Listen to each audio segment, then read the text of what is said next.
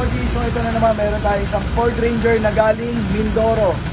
Okay, Miroro to, papunta dito kasi sa Mindoro, nakailang mekaniko na hindi pa rin na-resolve yung problema ng sasakyan. So, ginawa nung mayari, tumawag sa atin at pinaliwanag sa atin kung ano yung sintomas. At the same time, nakita rin natin syempre actual kung ano nagiging problema ng sasakyan. So, naging hatol, overheat, at the same time, ayan, malagatak yung makina. So, na-brace natin, ang problema is overheat tsaka injector, dalawang injector. Yung isa intermittent, yung isa misfire. So, bukas, abangan nyo yung gagawin natin dito sa Ford Ranger ito na from Mindoro. Okay, ang mileage ito is almost 200 na rin dahil from Mindoro, binabiyahe ito to Manila. Kaya talagang marami ng malayo-layo na tinakbo ng Ford Ranger.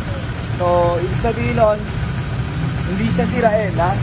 Dahil sa layo na tinatakbo niya at dahil sa kulang sa maintenance, ayan na nangyari. Kaya ulitin ko, hindi sirain si Ford, overused lang.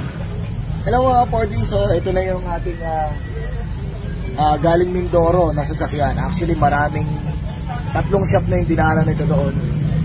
Yun lang na-trace yung problema. Well, dahil sa sintomas na nakita natin, base rin sa kwento ng customer, eto, kita na kaagad yung problema.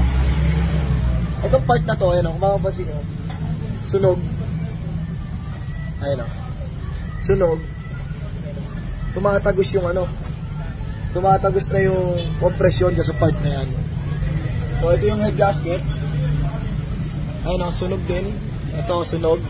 Ito sunog. So kaya kumukulo ng gusto yung tubig dahil dyan. Kaya pag mainit na yung makina, talagang kumukulo yung tubig. So okay, confirm. Tama yung diagnose natin na kailangan baklasin ng head.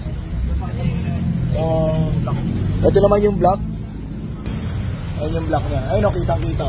1, tsaka pagitan ng yan. Ayan, kitang-kita talagang sunog. So, pumutok talaga yung cylinder head. Yung pagitan ng 1 and 2 and 4 and 5.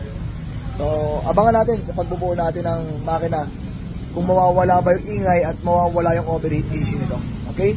Maraming salamat mga ka-4D.